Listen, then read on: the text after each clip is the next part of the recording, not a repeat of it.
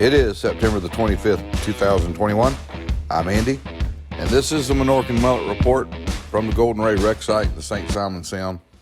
And we got out today at Section 5, and this is what we saw once this section got lifted. The damage is pretty massive. One whole side of the ship here, or at least a quarter of the side, is completely missing off what would have been the port side of the ship. That part that would have been on the seabed, as to what caused it to come off. These ships are rather fragile to start with, but take into account, that thing sitting, the weight of the ship sitting on that fragile side for so long, possibly the additional weight of sand and silt building up in there. Not sure what pulled it off, but yet it was like that. They obviously had a plan. We saw the cradle on the earlier video that the cradle system. I would call it a system because it was actually looked like three different sets of cradle that they had built on that dry dock to get underneath this section and slowly begin to add weight to it. And that's currently going on, and that'll be a process. Even with the sections that we've seen that were cut and with really no noticeable deformity, those sections, it took a while as that weight from that section is added to either the barge or dry dock. It takes a little time to get that weight balance and make sure everything is setting right before they release it and then transport it to Brunswick. In addition to that, I'm sure that they'll do some welding on it to fasten it down to the dry dock, fasten it to that cradle system so that they don't have a problem with it sliding or falling over during transit. But getting out, and we were ahead of the barge coming out for this video. We got some video of the barge leaving Brunswick and then headed on out to the site so that we could see this section up out of the water and raised up.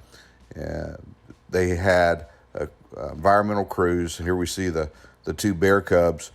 They were spraying the surface of the water. That's a procedure we've seen before where they're trying to keep the contaminants that are inside that environmental barrier contained inside the barrier as best they can.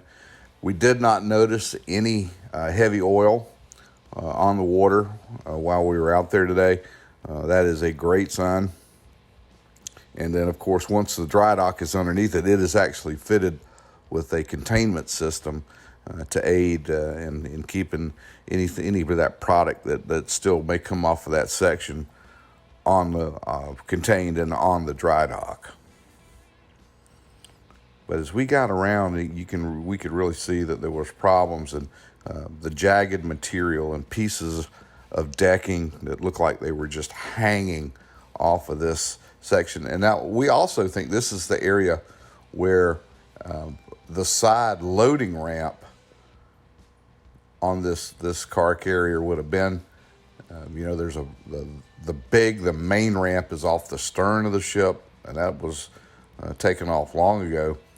But this side ramp, we think, was in the area here, and it's not visible. So we're assuming now it is either on the bottom or down in the silt of the sound, and that'll be something that the crews will have to work to get fished back out, maybe with that claw. We shall see. We'll see how all that cleanup takes place once everything is completely out and they engage in that activity.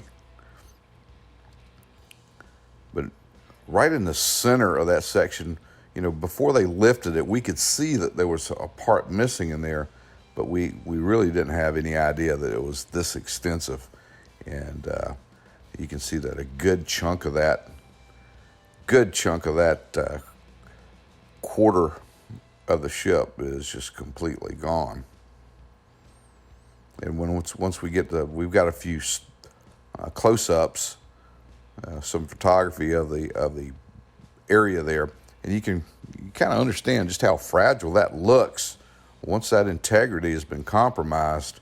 It's there is a lot of question, and I'm sure as they're adding this weight to this cradle system, they're really monitoring this thing and trying to anticipate how it's going to set, how it's going to lean. Are those decks that it's taking going to take the weight? A lot still to be seen. The process is continuing. It's going on right now as we speak, and it usually takes I think it's about a 12-hour process to really add the weight to the dry dock. But the process is ongoing, and we're monitoring it.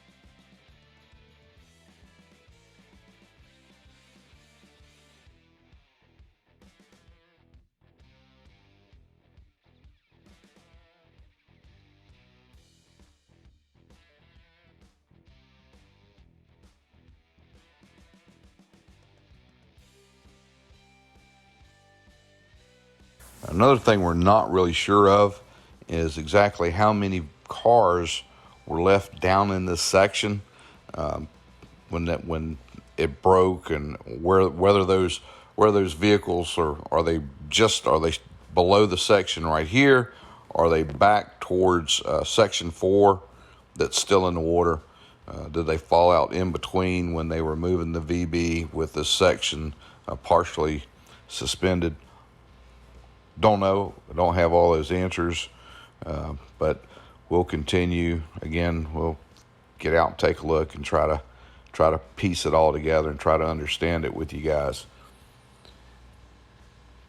We know there had to be some vehicles that were in these sections that they weren't able to reach them with the grapple. That's just something we've seen. Those cars down in there, they're just very difficult to get to, and especially when they're down below the water.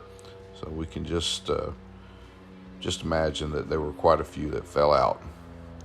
And here are some more stills of that area and just the jagged, rough area where that separation took place, and the ship kind of broke apart right here on this corner, if you will, of this section. Now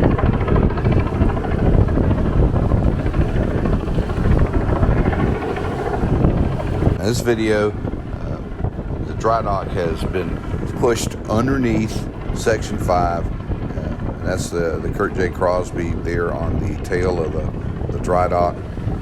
And once the dry dock's in there, really that area is going to be obscured until it is actually pulled out of there and departs for Brunswick.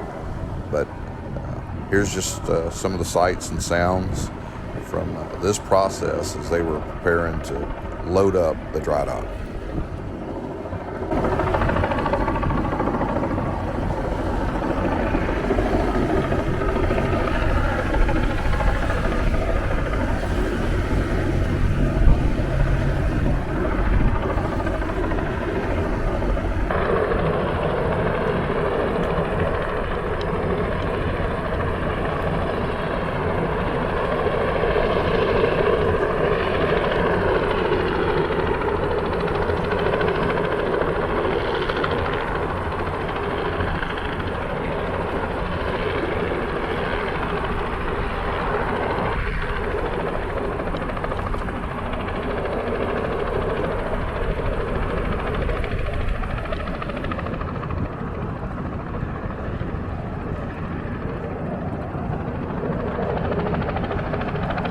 Now, these pictures were taken from the south side of the wreck. The dry dock's already under. You can actually make out some of that cradle system that's there as the ship was being loaded on it. And we just wanted to share these with you. Again, this is from the south side of the wreck. And just kind of looking back, you can see how those sections are really looking like they might be folding over there a little bit as that weight is being applied to that cradle. So we're going to keep an eye on this. Hey, we're going to ask you guys, if you haven't done it yet, to click on that subscribe button, hit the thumbs up, send us some comments, and most of all, we want you guys to stay safe out there.